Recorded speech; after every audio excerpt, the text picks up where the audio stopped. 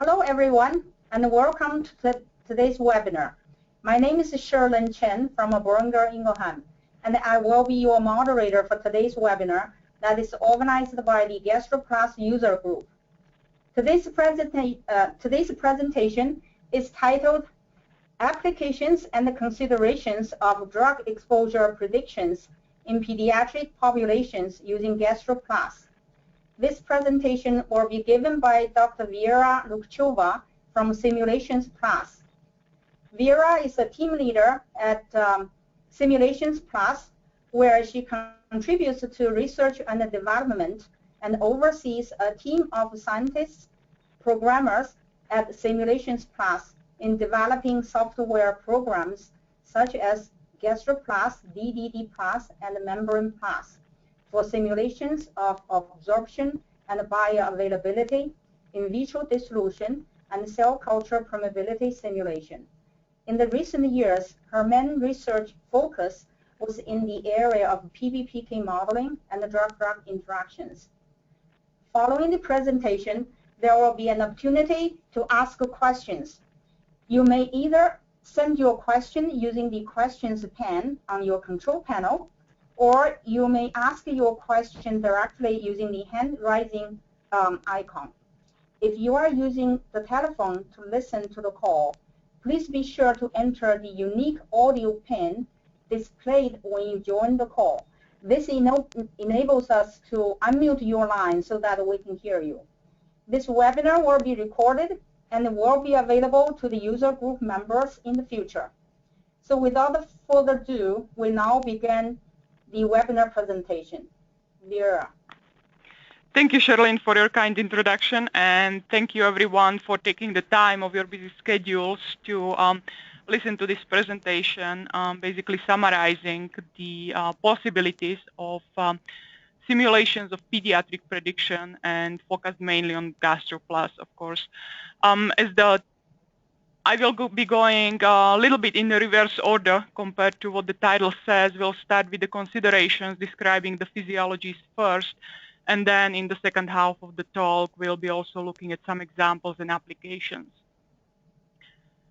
So this is just the outline of the talk. As I mentioned, we'll start with descriptions of pediatric physiology, what is known, what assumptions we were making, and so on.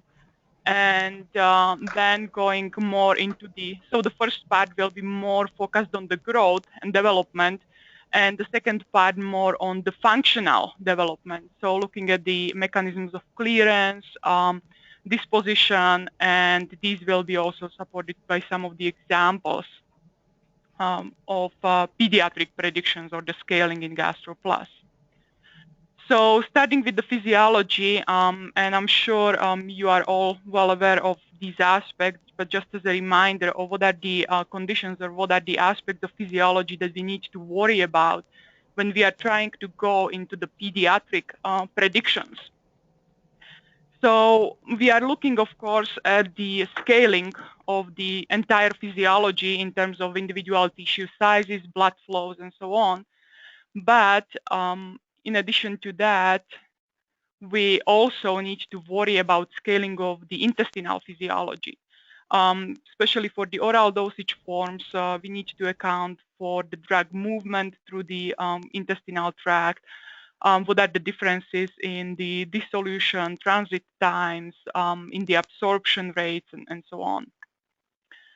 So we do try to scale the intestinal physiology as well as the full PBPK physiology.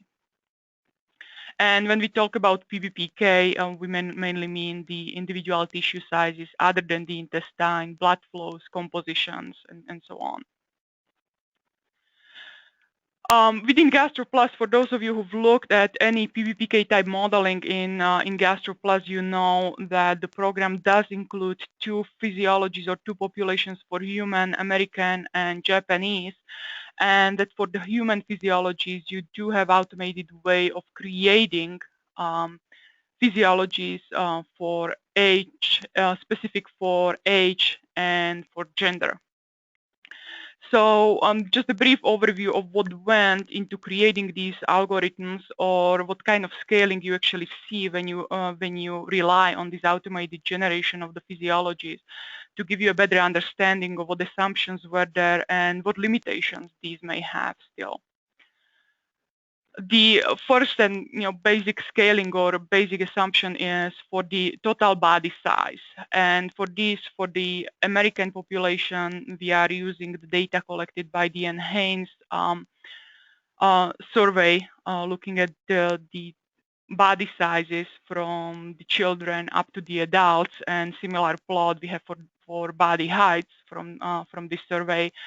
For Japanese physiologies, again, we had a publication based on the Japanese, similar publication based on the Japanese population.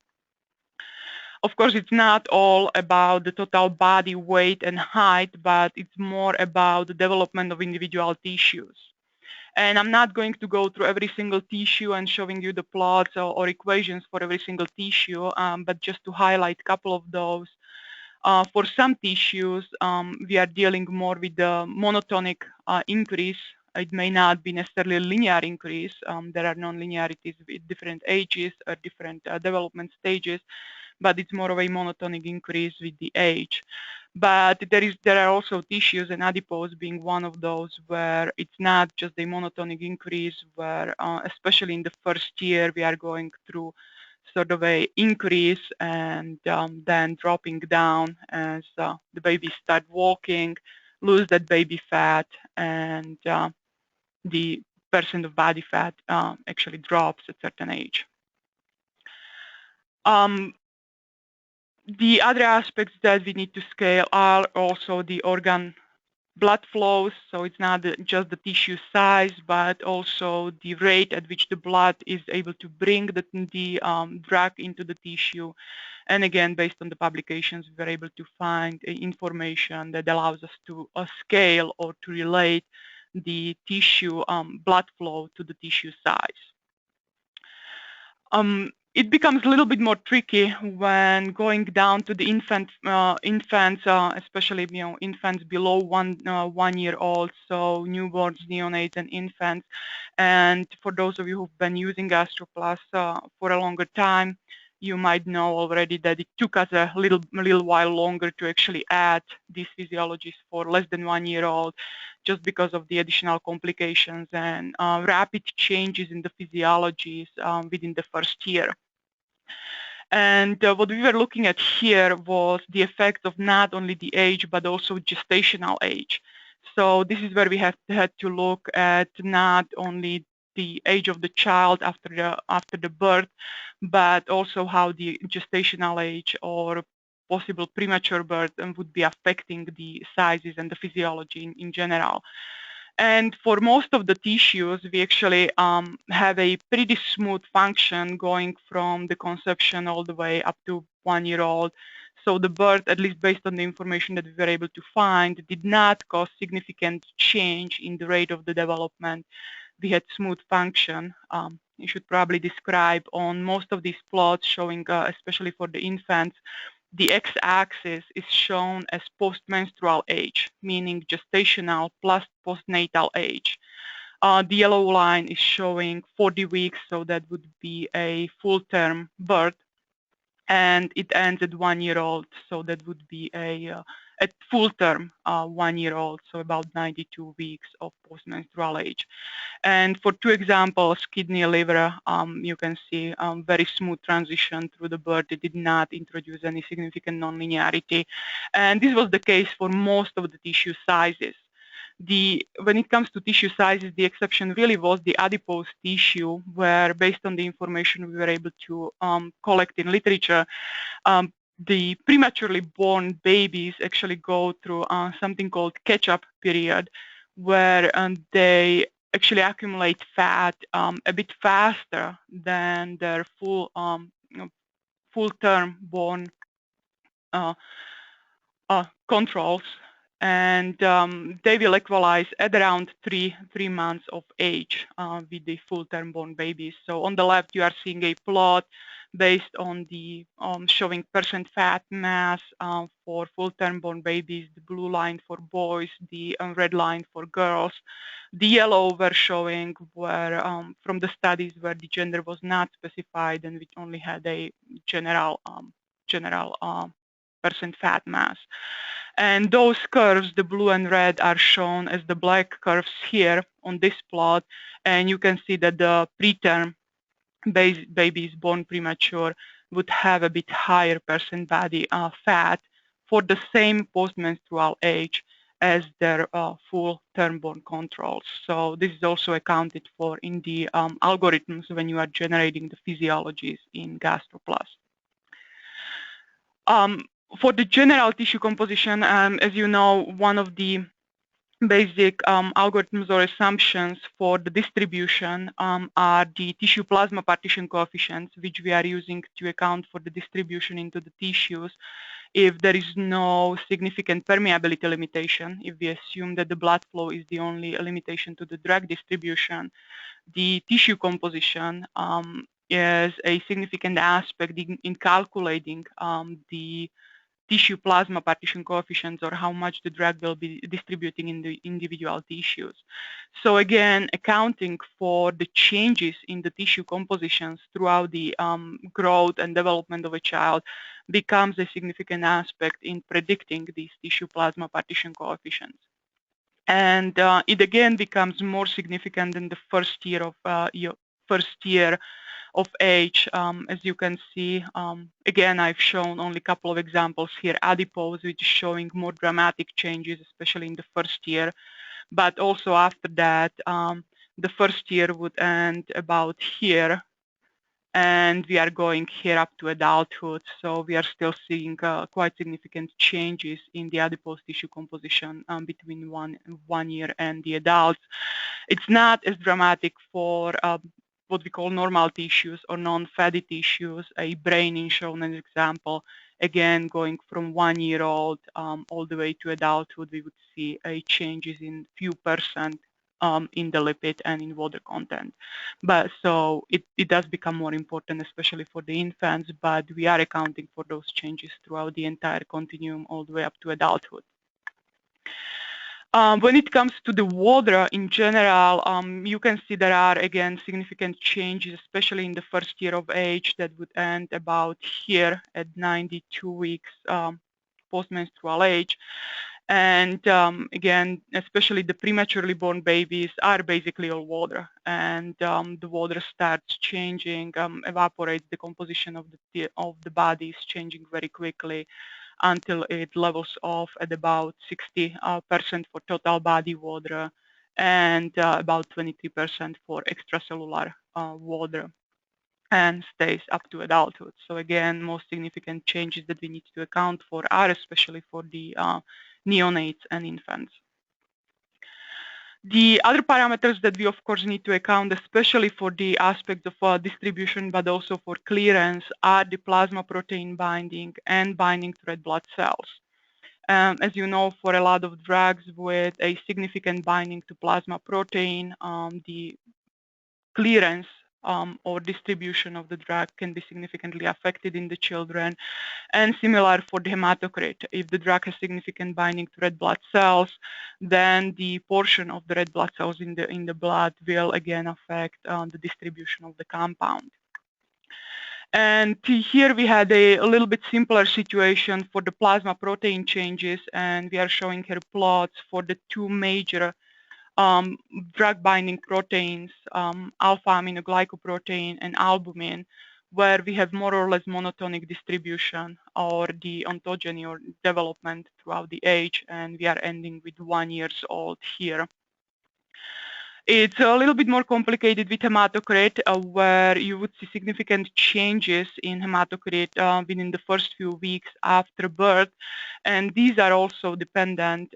So the rate of decrease in hematocrit is about the same regardless of whether the baby was born premature or at full term, but the starting point on the decrease will be dependent on the age of birth or on the gestational age. just to give you a little bit better overview, what you are seeing here, the red points are showing the changes in hematocrit in fetus. So as the baby is developing in uterus, how the hematocrit is increasing. And at birth, within the first 3 or 4 weeks after birth, the hematocrit drops significantly. So, and the rates are about the same, shown here for babies born at 29 weeks. This one was 33 or 34 weeks, and this was a full-term born babies. Again, the hematocrit was dropping significantly until it reaches minimum about 3 or 4 weeks after birth, and then starts steadily increasing until it reaches the adult values.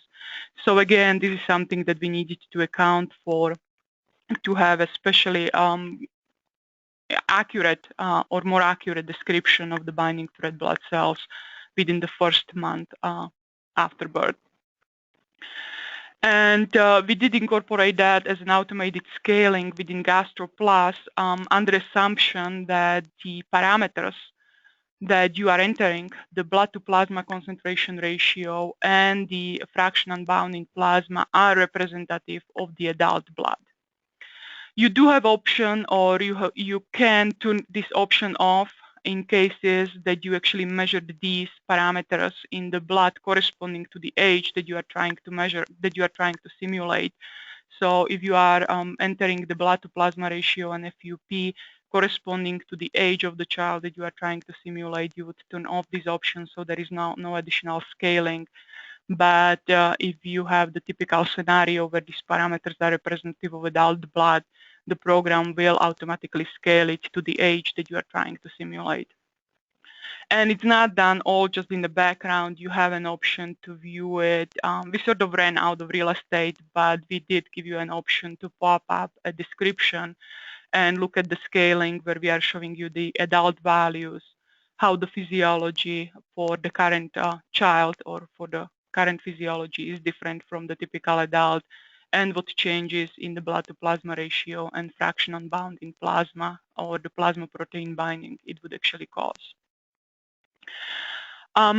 Couple more words about the plasma protein binding scaling. And the equation that we are using was published back in 2002 by McNamara by looking at the scaling based on the protein in the pediatric or at given age, and in the adult protein levels in given age and in adult. But the algorithm that they suggested was looking separately at the albumin and at alpha acid glycoprotein. So distinguishing what is the major drug binding protein for every compound, and then applying the ontogeny of that specific protein to scale the FUP.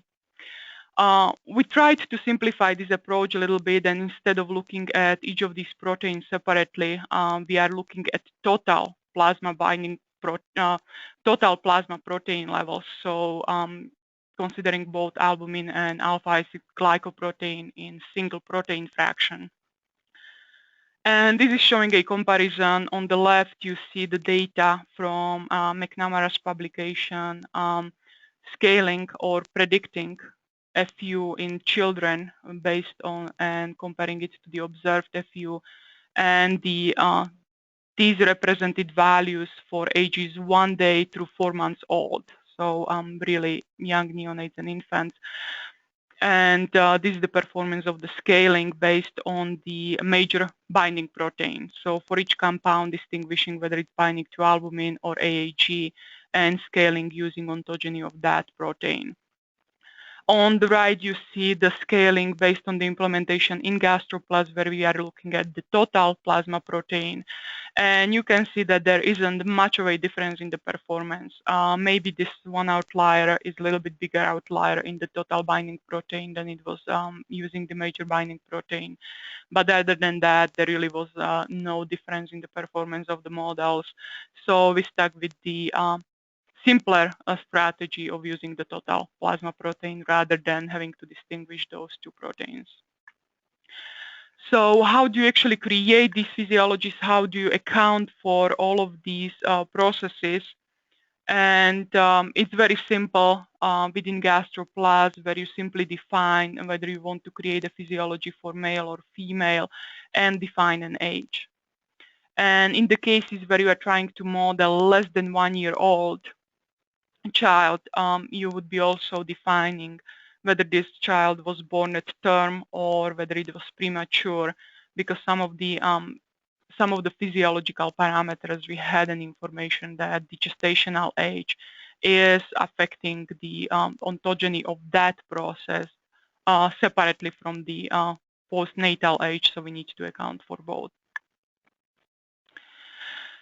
So that was all looking more at the PBPK physiology. So tissue sizes, blood flows, tissue compositions will go in the next, in the second part of the talk. We'll be talking more about the enzymes and transporters, but this was more about the overall tissue ontogeny.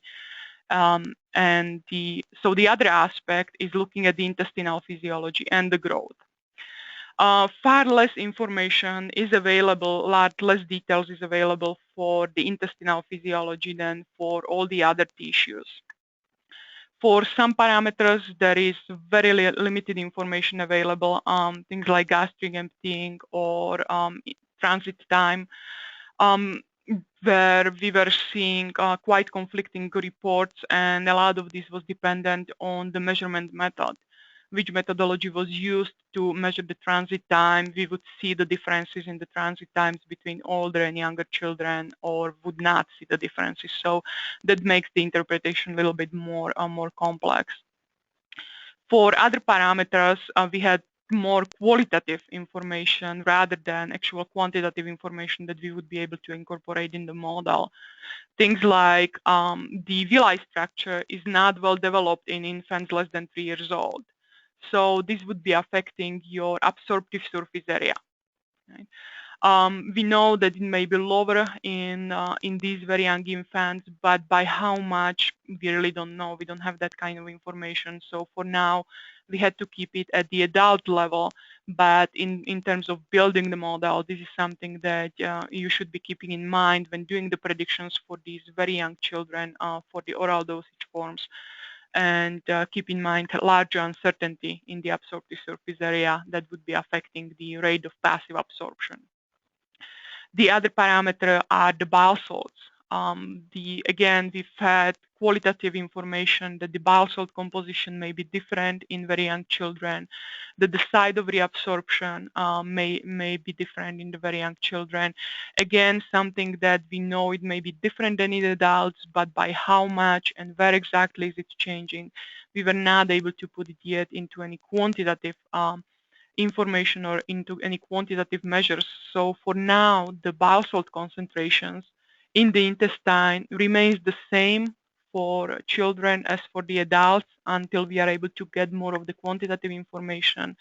But again, something to keep in mind, and I realize that you may have large uncertainty when predicting the absorption or dissolution and absorption in the very young children, especially for the compounds that are showing very high effect of the bile salts.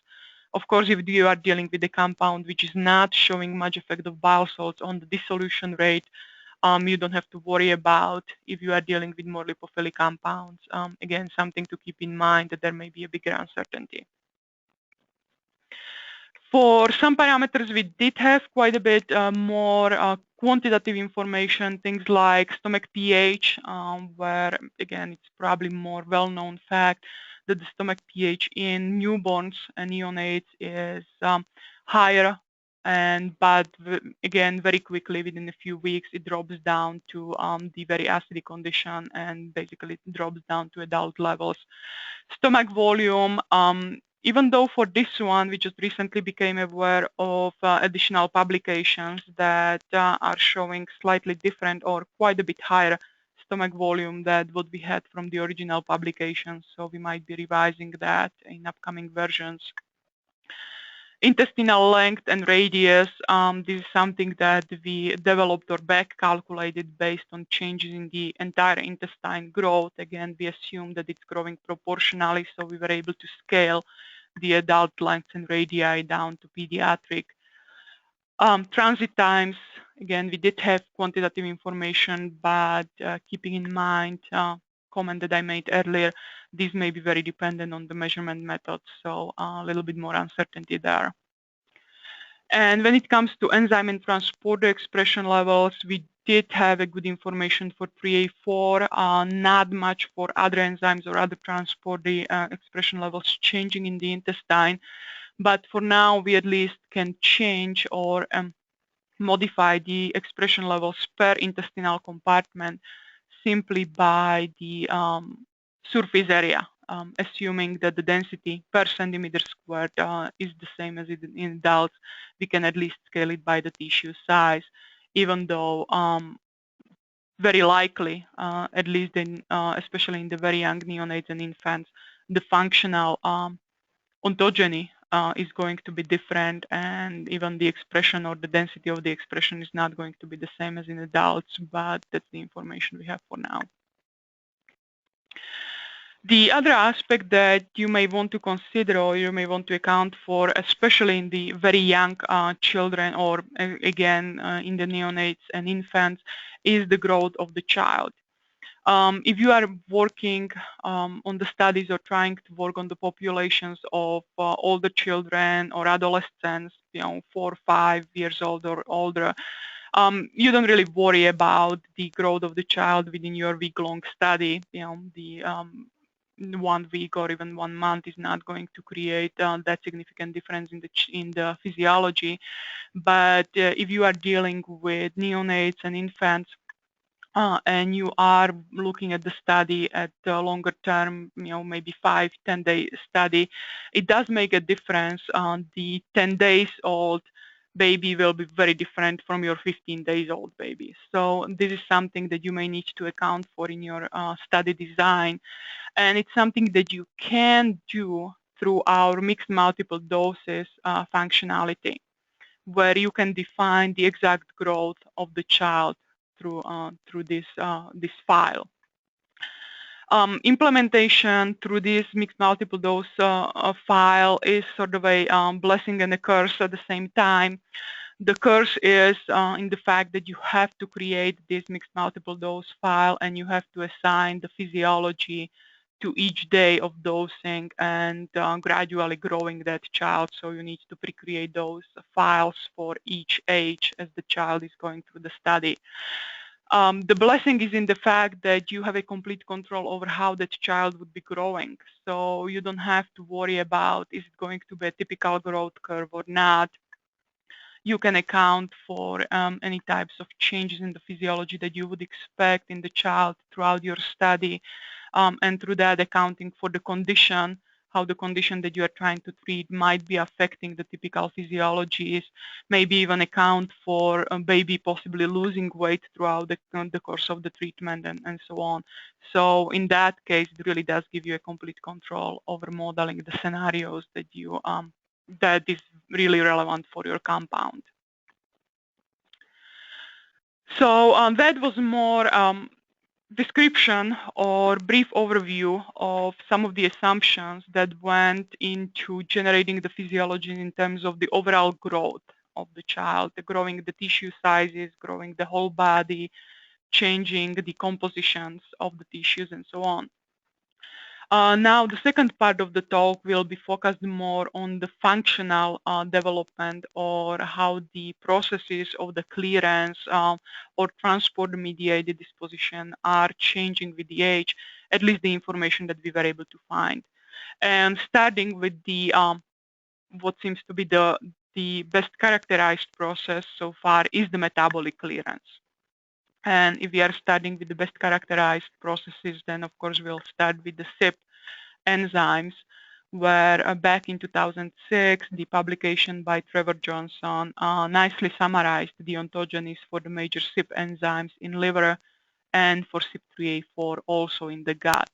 So from their publication, we have the complete equations that were implemented in GastroPlus, and here are the plots showing the development of individual CYP enzymes in the liver. And as you can see, for some enzymes, the complete curve is well characterized. So we were able to see exactly where it reached the adult levels. For some enzymes, we have some gaps in the data. So things like 1A2, where we have the last measured point at I think it's about 1 year old, where the expression level reached only about 50% of the adult. And then we have a 10 years old where it reached the adult levels. So not really knowing what's happening in between here. But for most of the enzymes that we don't have that kind of gaps. The additional information for, especially for 3A family is, as you know, that switch going from 3A7, which is prevalent in the newborns, and as it's slowly transitioning into the 3A4, which is present in adults. And this was developed, or the expression levels were characterized based on the functional characterization or the activities of the enzymes that we again got from the publication. So within GastroPlus, you now see the expression levels changing. If you start with your newborn 2 days old, it's all 3A7. As you are looking at the changes as for the 6 months old, 3A4, 3A7 are nearly the same. By 1 year, it's really the 3A4 that dominates. And by 5 years old, very little 3A7 would not have an effect, and we don't even have it for the adults. So these are accounted for within your physiologies. And similar plots we have for the intestinal 3A4, as I already mentioned from the publication by Trevor Johnson. Changes in the 3A4. Intestinal 3A4 actually lags a little bit behind the adult, where the 3A4 is close to adult levels within about 2 years. By 5 years, it is at the adult levels. But the intestinal one takes quite a bit longer before it reaches adult levels. And our favorite compound, midazolam, the poster child for the 3A4 ontogeny. This is an example that you've probably seen multiple times, showing the prediction of pediatric disposition of midazolam, accounting for the physiology changes as well as the 3A4 ontogeny.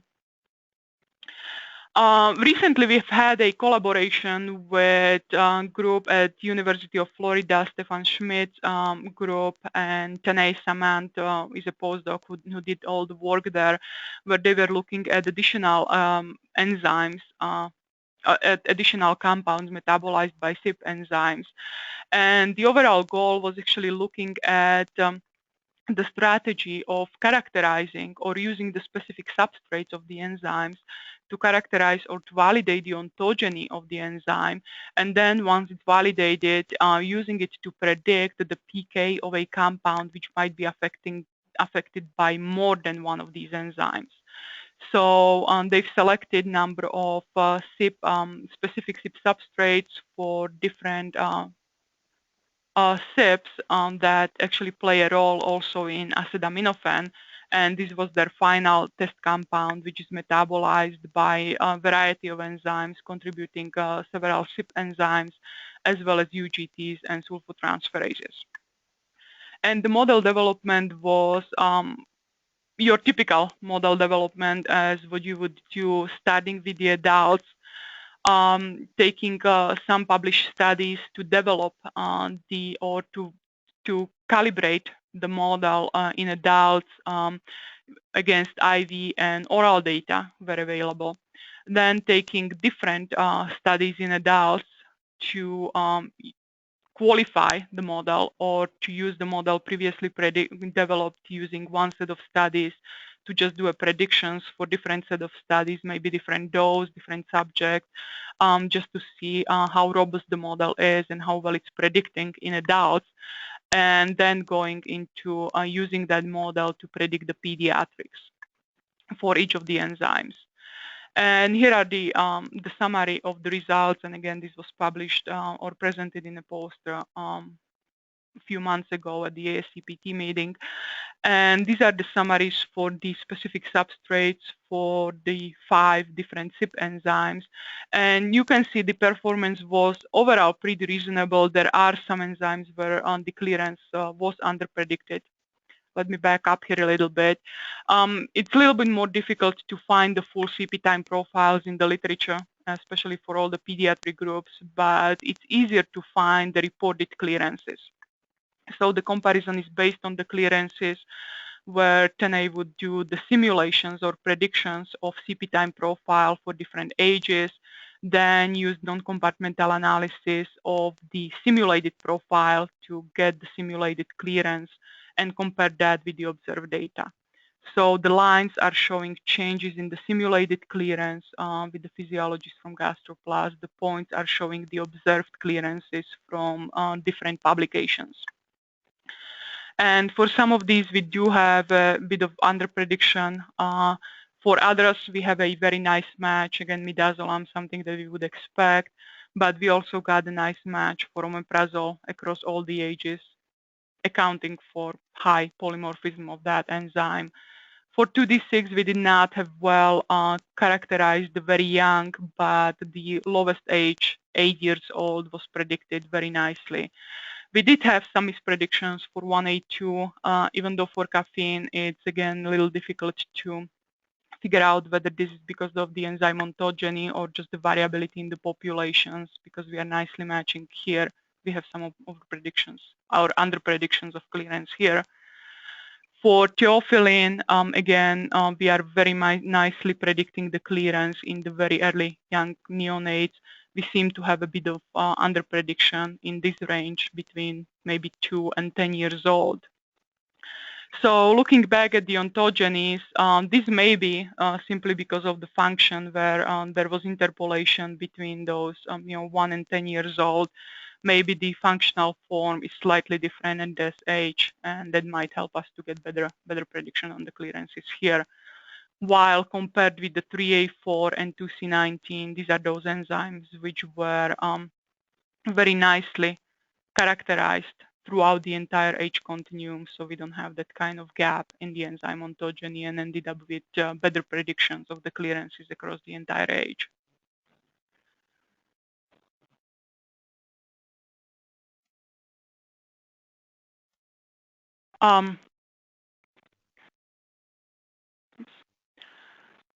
So the final stage in this project was once we were okay with predicted with how the ontogenies are looking at the are able to predict the specific substrates. They were used to predict the acetaminophen, and again going from adults and scaling down to adolescents, infants, as well as neonates. You can see all of them gave very nice predictions for this final compound. So the strategy worked very nicely using the calibrated or the validated ontogenies to predict the compound, which may have contributions from multiple different enzymes. Of course, the simulations are not limited only to CYP enzymes, even though we don't have built-in ontogenies for any other enzymes right now. It is possible to do this. It would require a bit more work from you as a user to estimate how these enzyme expression levels might be changing. If you do see any publications showing ontogenies for other enzymes, if you point us to those, we'll of course add them to the program, make this process easier for you. But as this publication by Roche in 2011 demonstrates it can be done even without the built-in expression levels, where they were looking at the oseltamivir or the Tamiflu simulations metabolized by carboxylesterase into the oseltamivir carboxylase. So again, by going with the standard strategy of developing and calibrating model in adults first, and then predicting the pediatrics, they were able to get a very nice predictions for the 5-year-old children shown in here on these plots. The next major clearance pathway, renal secretion, and I will have a couple of more examples for the renal secretion, but within this section, more focus on the glomerular filtration. And again, there was information about how the GFR is changing, and more standard example again for us, the gabapentin, showing how the program developed and again validated against adults was then able to predict the gabapentin exposure in children, and these were about 7 years old children for gabapentin, so showing the effects of the glomerular filtration. changes. It does become a bit more complex again once we go into the neonates, where and this is one of the parameters where, again, both the gestational age as well as postnatal age have their own separate effects. The glomerular filtration starts increasing or rapidly changes few days within the first few weeks after birth. So it starts increasing rapidly right after birth, and so this start would be dependent on when the baby was born, but again, this would be dependent only on birth after about 33 weeks. If the baby is more premature and was born before about 33 weeks, before the nephrogenesis was completed, you won't see that immediate rise in the GFR until the nephrogenesis completes around 33 weeks, and then it would start increasing. So again, a little bit more complex treatment that we had to include, but all of these processes are again included in the physiologies to account for more rapid changes in the GFR in the very young neonates and infants. And going into the probably the least well characterized processes, and these are processes related to the transporters. What we need to deal with when it comes to the transporters, these are affecting the distribution into the tissues as well as clearance. And what we need to account for is, of course, the effects of the transporters, influx or efflux transporters. But along with that, of course, we are dealing with the permeability limited tissues. So these the transporters are important in the aspect, especially in the aspects of the low permeability compound. So we have actually two processes to scale. One is that low passive diffusion through the cell membranes, and the other is the effect of the transporter. When it comes to transporter ontogeny, there is very little information available in the literature on the ontogeny of individual transporters.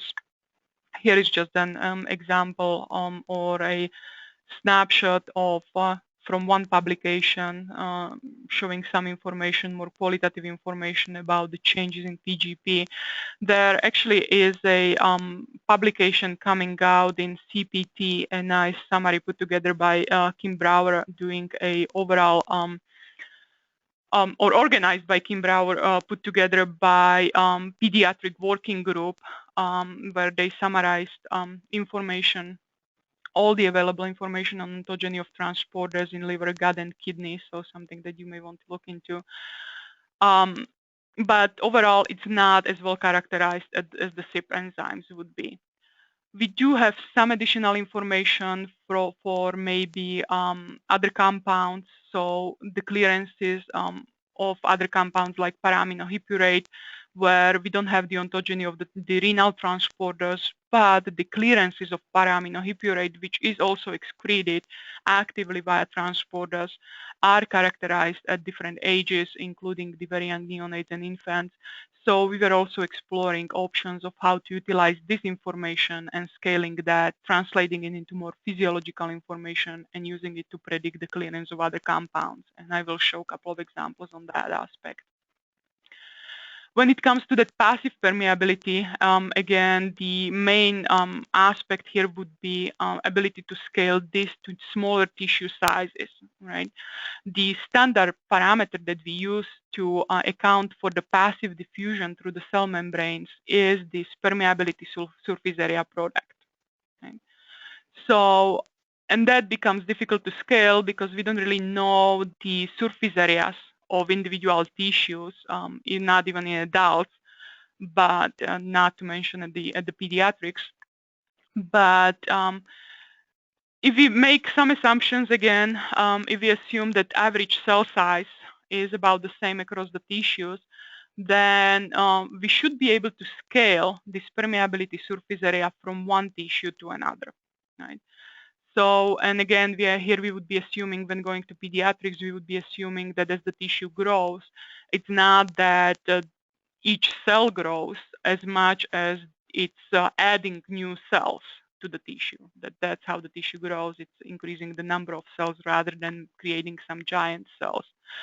So now the key would be to figuring out one permeability surface area product for one of the tissues, and then through cell volumes of the tissues, we would be able to scale it to all the other tissues.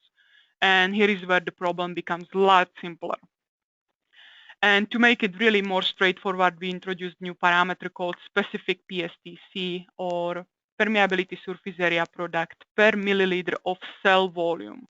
And this is an important aspect. It's not the total tissue volume, but it's a cell volume.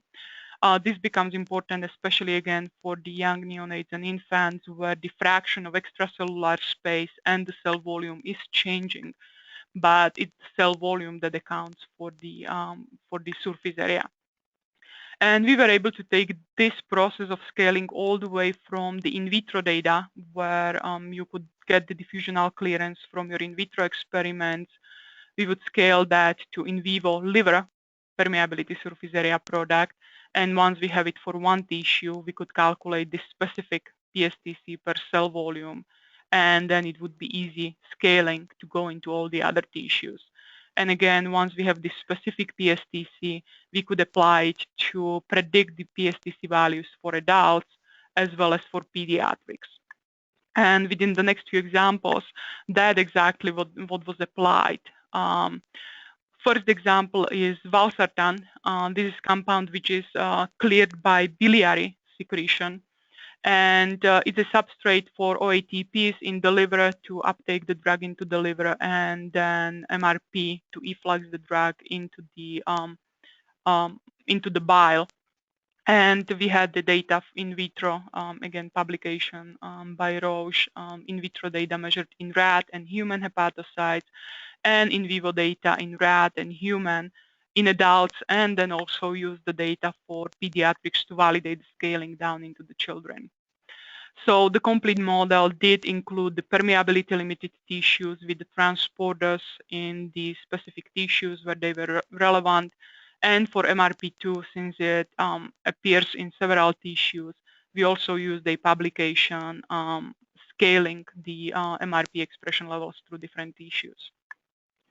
And the whole process started going from in vitro to in vivo data. So as you would go with your process, starting with the animals, if it works nicely, you go to the human. Again, prediction in human was reasonable as first in human prediction, but not something that we would want to use for pediatric predictions, right? So we took this adult model and recalibrated it against the in vivo data before, so refined it by refitted that passive diffusion and intestinal permeability.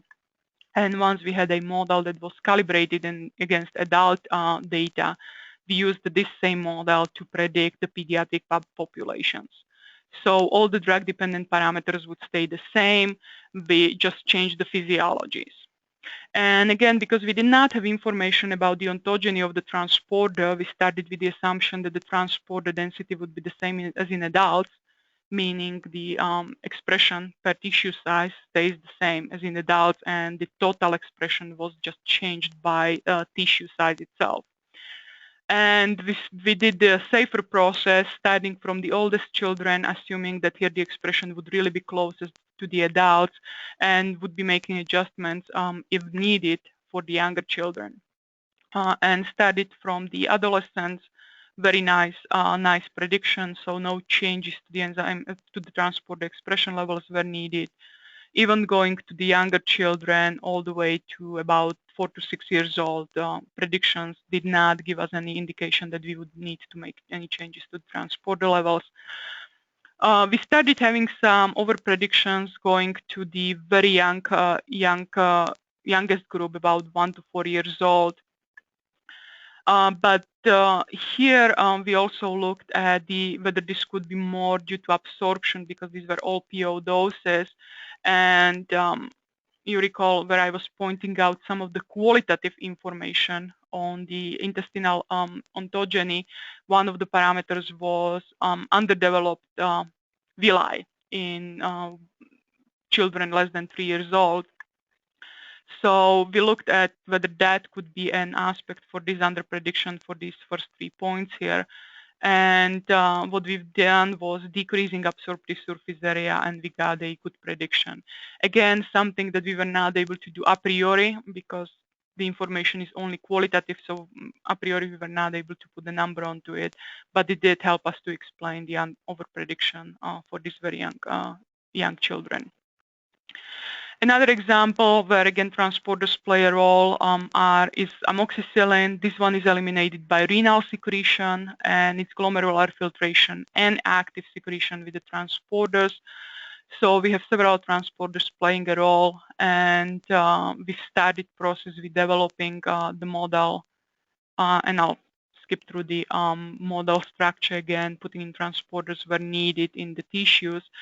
And we fitted the adult model against the adult data in IV doses as well as PO doses, and for some of these we also had the urinary secretion. So quite a rich data set, allowing us to really zoom into all the processes affecting the transporters on the absorption for the PEPT1 in the intestine, affecting the absorption of the amoxicillin, as well as the renal secretion and the transporter involvement for the renal secretion. Once the model was developed and fitted against the healthy subjects, it was validated by predicting the PK in subjects with renal impairment, with different degrees of renal impairment, and you can see that it nicely predicted all of the groups. So now we had more confidence going into pediatrics. And for this one, we were able to find the CP time profiles in infants, 10 months old through 3 years old.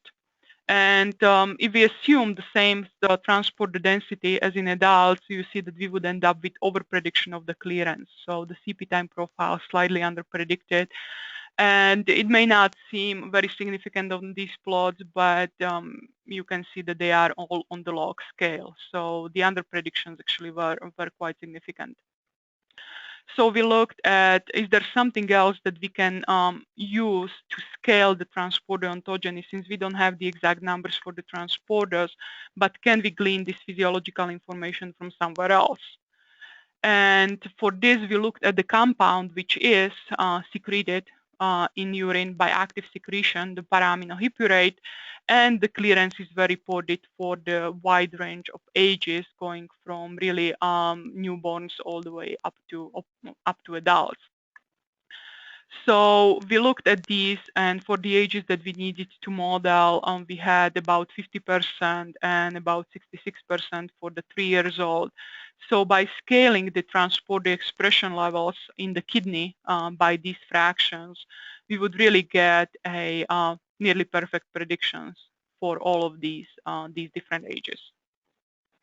And taking this even further to really newborns, we had data for preterm newborns, 29 weeks of gestation, and we had data from 2 different publications for 3 days old and a combination of 1 through 3 days old.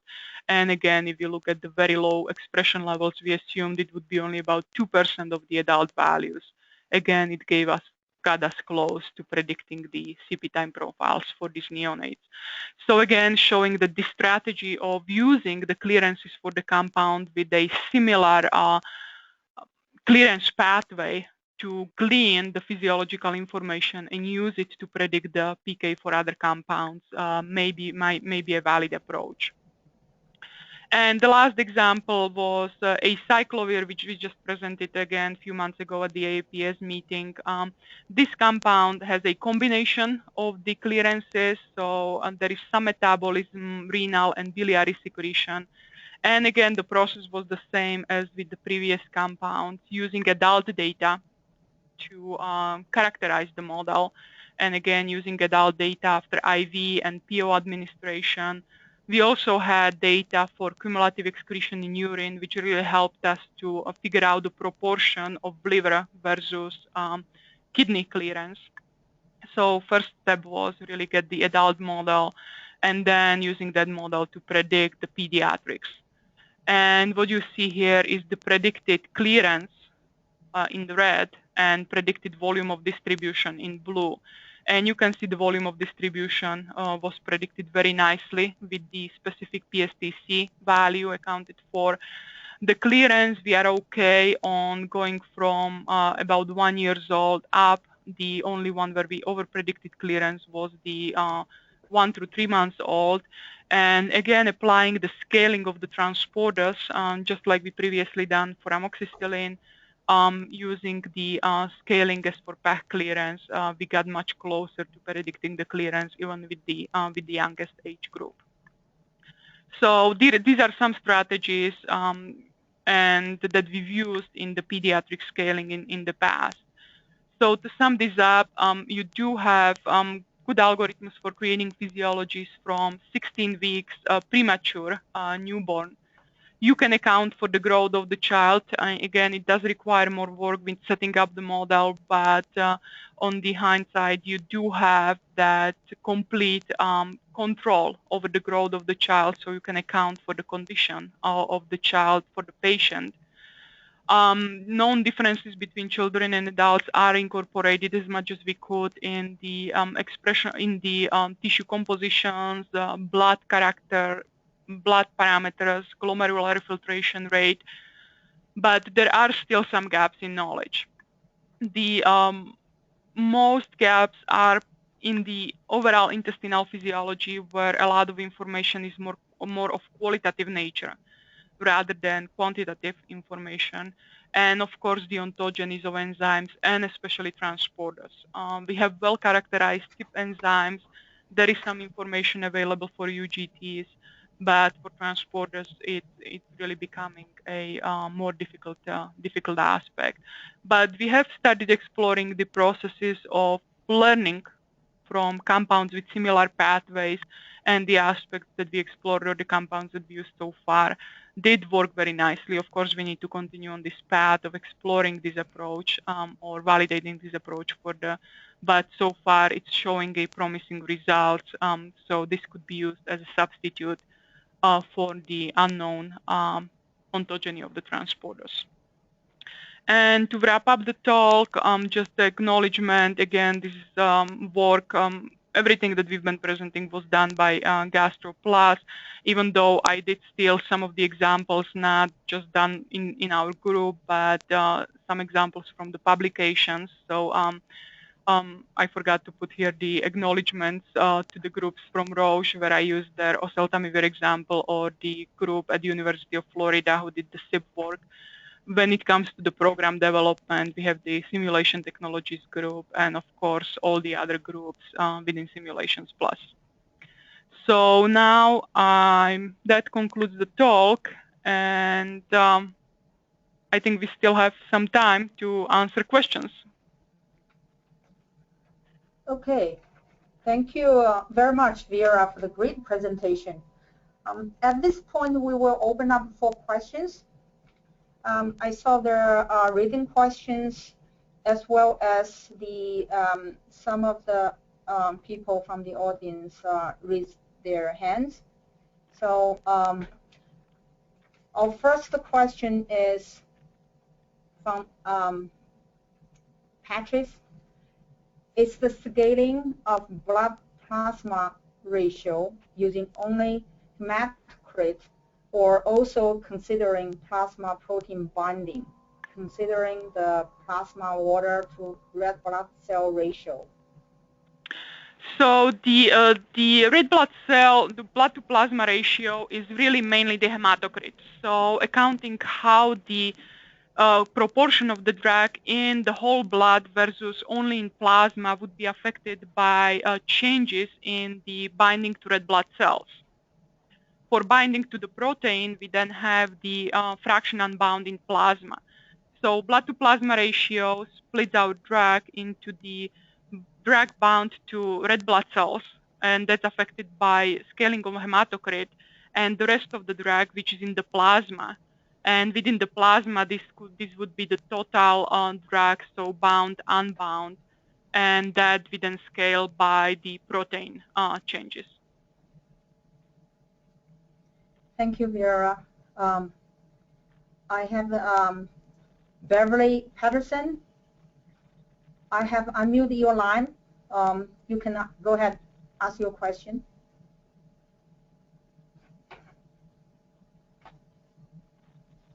Beverly?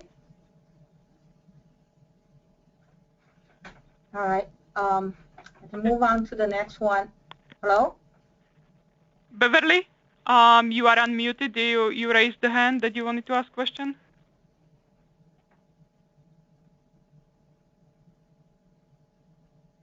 Okay. Then maybe we can go to the next one. We can move on to the next one. The next is from Farrell.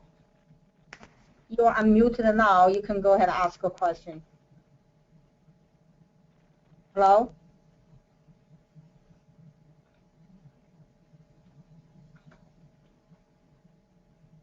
Who was that?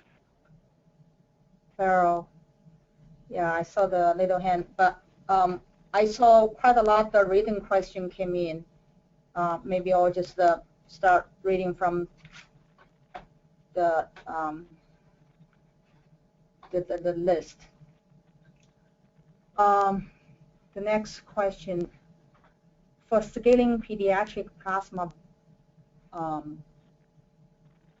binding, it seems like 2 groups for correction instead of 1 correction. I'm not sure exactly what you mean 2 groups for correction. We did look at the, and let me go back to that slide.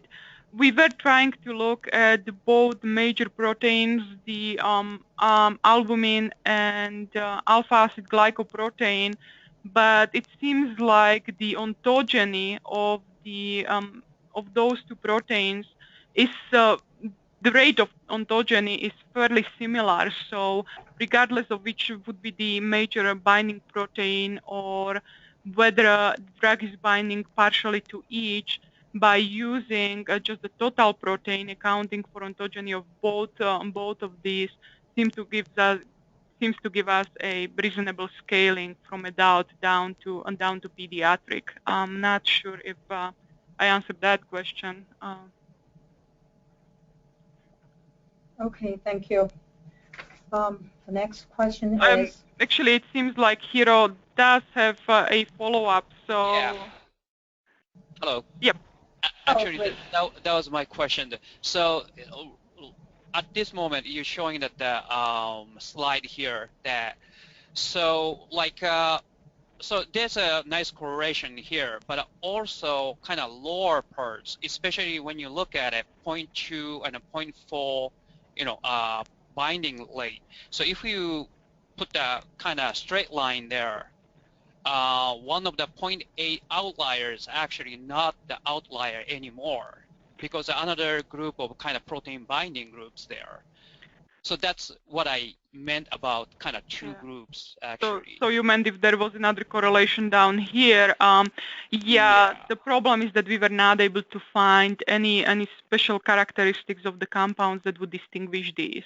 So it really was not, and even within this one where they were looking at major binding protein, I don't think that these were compounds that would be specific to only one of those proteins. So we were not able to find a special characteristic that it would be distinguishing these outliers that would allow us to do additional scaling. Okay. Since I'm on the mic, and actually next questions, I kind of wrote it down there. So earlier, I think it's 1 or 2 slides after this, that you simulated probably showing us probably 6 compounds or so for the under under prediction of a couple of compounds. Yes, right here. So my question is under prediction just because of the under prediction happen in the oral absorption, or just a total metabolism part? No, I think this was really more of a metabolism part rather than the oral absorption. Okay. The reason I ask is that the oral absorption part of the condition wasn't that clear, but that pretty much all of the parameters are kind of unknown or not much of the literature.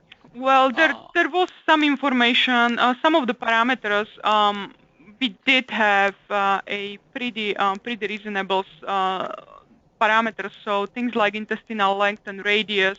Again, we did have information on the overall growth of the intestine.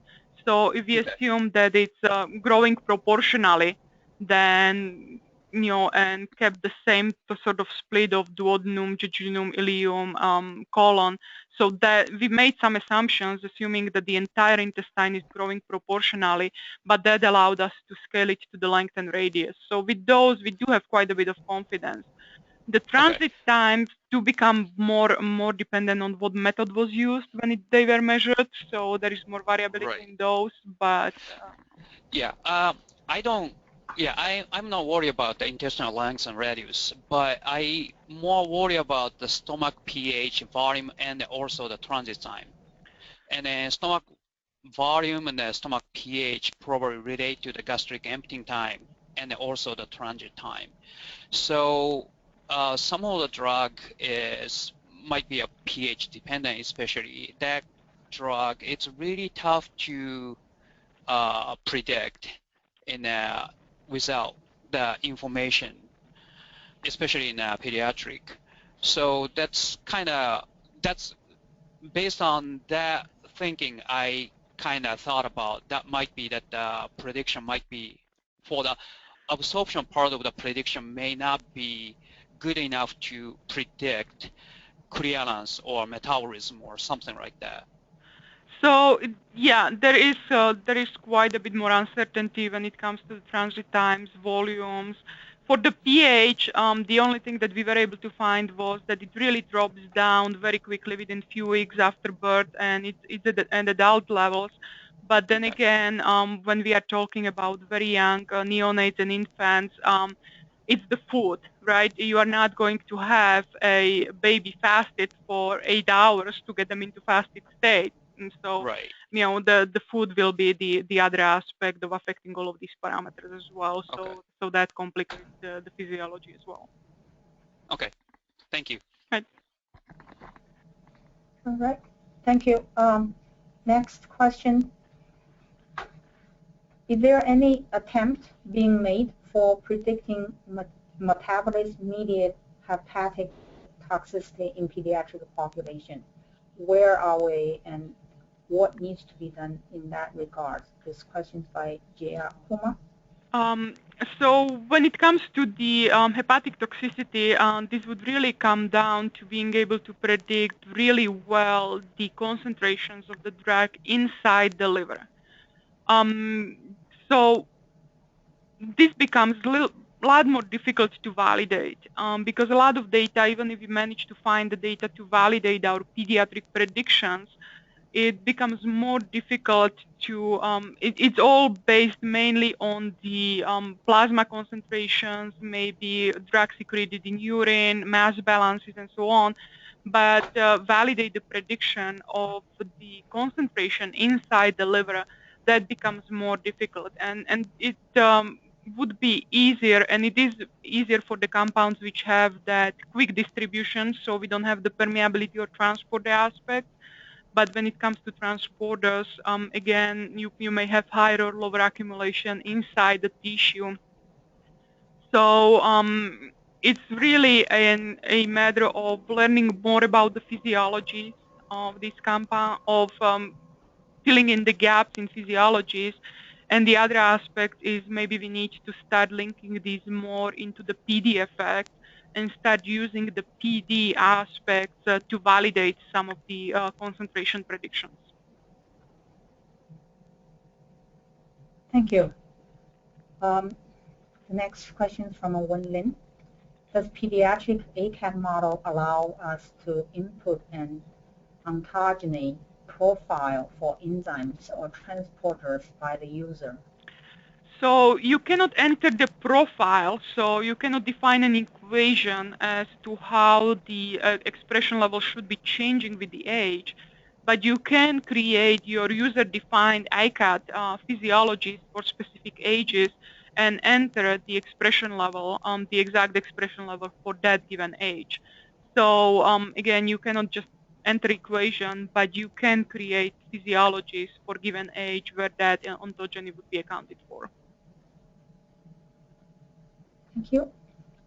Next question by David. For the scaling up of renal clearance from in vivo data, do you think it can be extrapolated to other transporters and tested?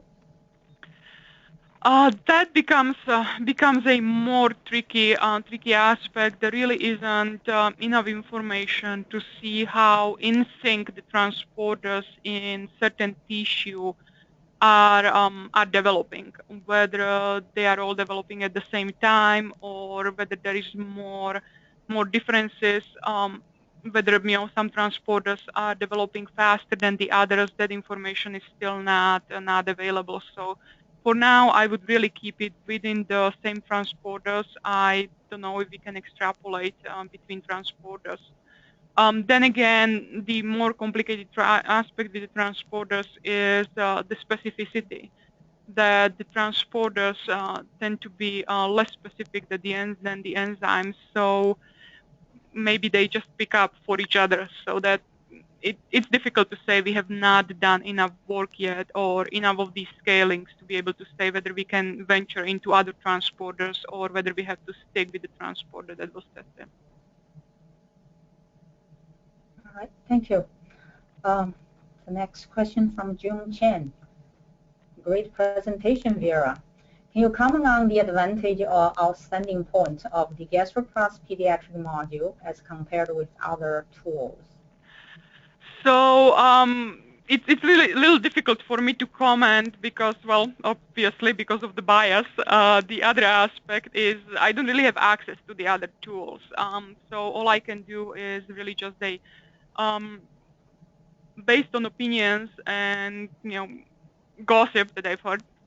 One aspect that I think does provide an advantage, that it is integrated within the PBPK module.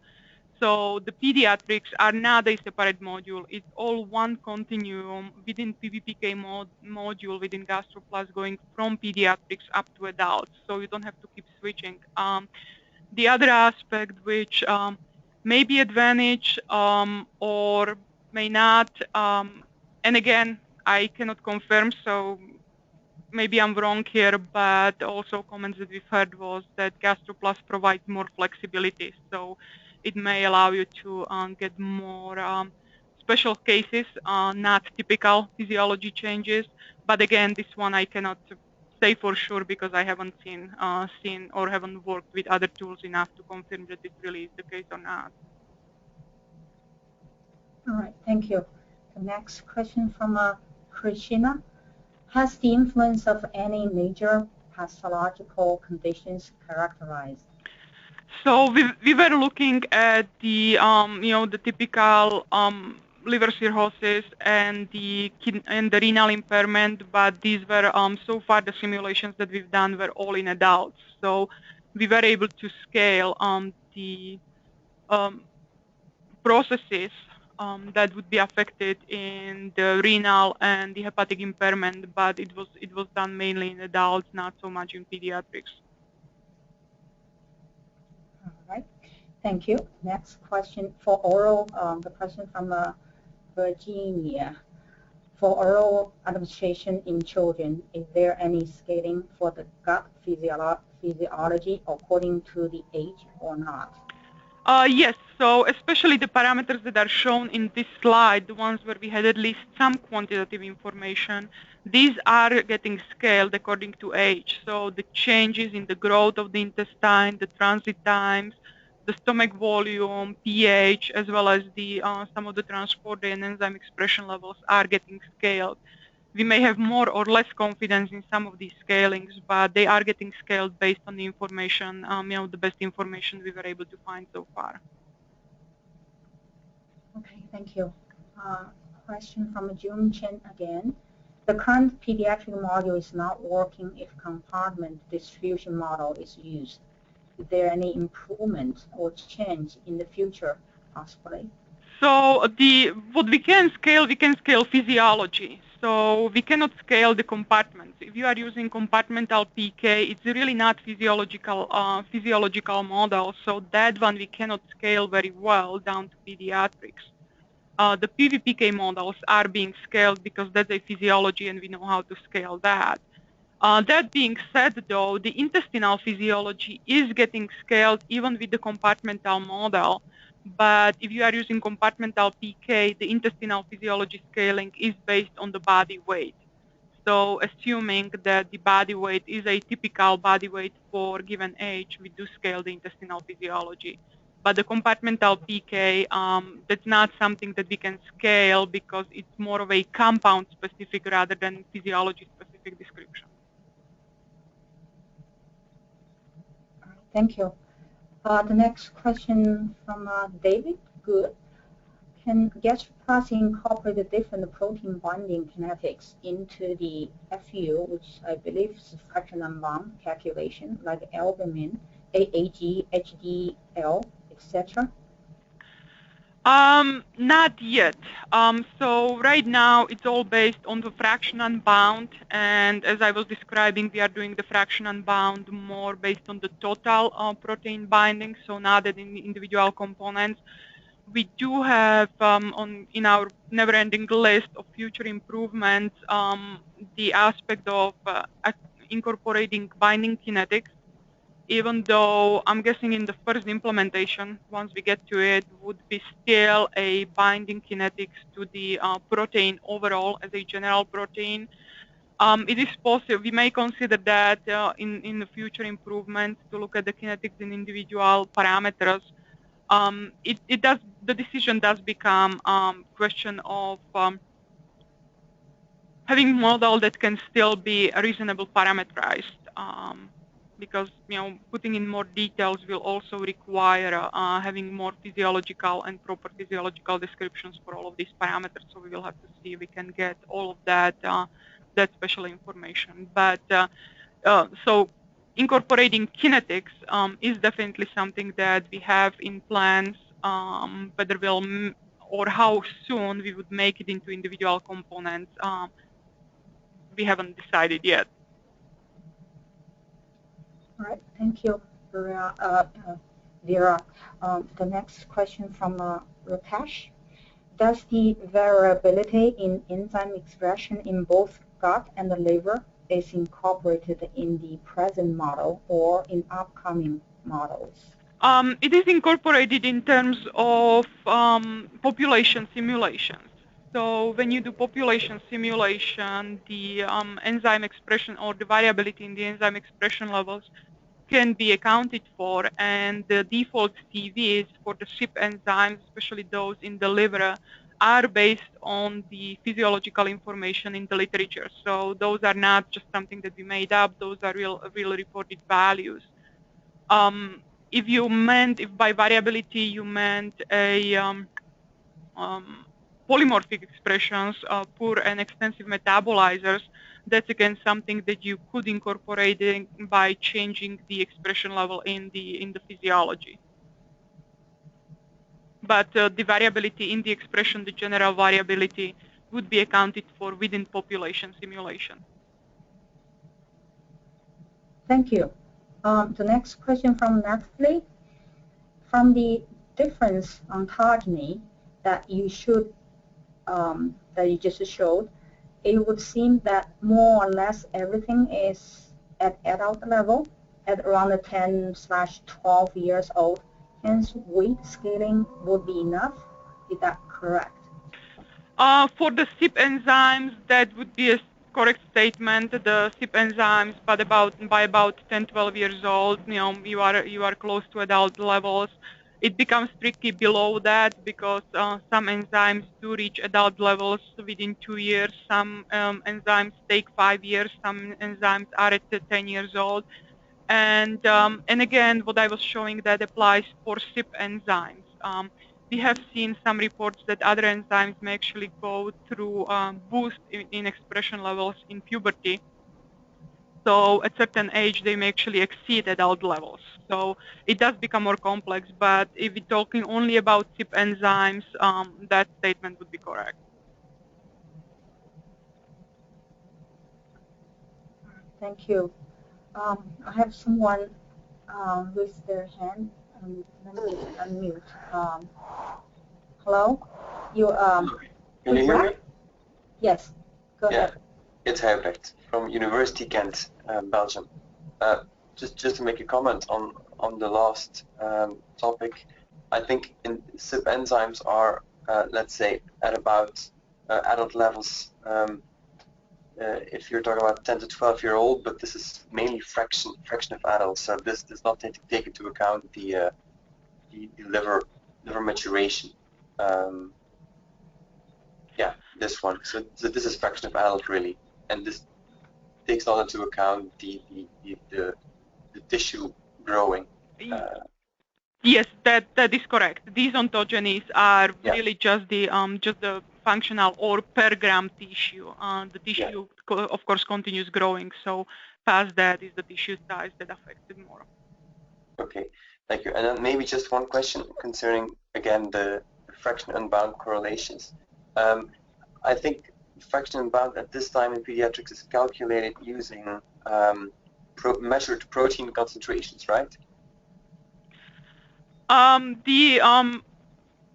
Right now, what is more, the fraction unbound in general, at least my understanding is that it's measured as fraction unbound.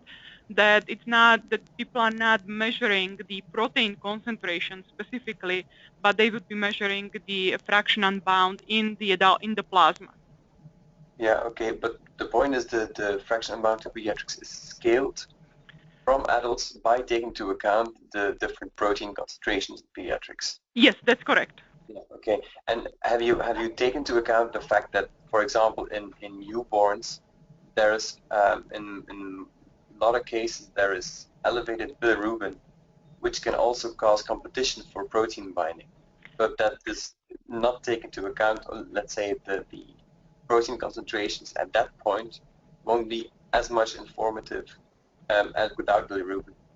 Yes, that is a good point. The effect of bilirubin and possible competition of the binding to bilirubin is not accounted for in this equation. One of the main reasons was that it would be more specific to certain drugs, and we just did not have the kind of data to validate it yet. So, and also it may be dependent on the condition, right? So not all children have that increased bilirubin. So here the scaling was based more on the most generic parameters, which we know how they are changing. But that is a good point. Again, one of those aspects to keep in mind when trying to predict those young children. And if you are trying to predict in those ages or in the condition where you expect that bilirubin to be higher, maybe exploring some sensitivity and looking at how that might be contributing would be in order. Okay, thank you. And then maybe just a last question concerning the binding kinetics of drugs with albumin.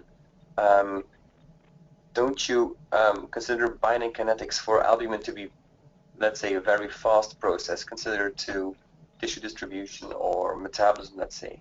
So, in other words, should we take into account the binding kinetics of drugs to albumin? Well, that's what we are assuming right now. Right now, the model is assuming that the binding to the albumin is quick and linear process, so it's just modeled through a few. But we have seen through our customers that occasionally there comes a drug where the kinetics may have an effect, or maybe a saturable process, so the kinetics may need to be taken into account. Vast majority of the compounds is still well described by just the simple assumption of fast binding, but that may not be the case for every compound. Okay, thank you. Thank you. I saw Farrell Leonard. There's still raising hand icon here. I'm going to unmute the line. See if last time we didn't hear from him. Hello? Hey, Farrell?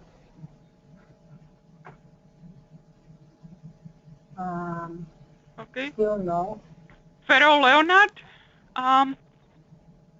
you still online? Hello? Yep. Yeah. I'm sorry. Yeah, go ahead. You had a question? Go ahead. No, I already asked my question. Okay. Oh, great. Okay, thank you. Now here, I saw the last question is actually a request. It's asking you, Vera, whether the presentation PDF copy can be shared in today's webinar. Yes, sure. Just like every webinar, we will make the slides available, and also the recording of the webinar will be available. Very good. Very good. Let me just double check there. June Chen, you have your question has been answered, right? I saw the question mark on next to your name. So I believe you have Vera already answered your question. Yep. All right. I guess we are getting very close to the end of the our time here. Thank you, Vera, for answering those questions. In case you have additional questions after the webinar that cannot be answered today, please go to our GastroPlus User Group LinkedIn website where you can post your questions. Your questions will be addressed by Vera or by our members in the simulation class. So thank you again, Vera, for the presentation and answering questions. For the audience, thank you all for your participation. You may now disconnect from the webinar. Thank you, everyone. Thank you, everyone. Bye. Bye.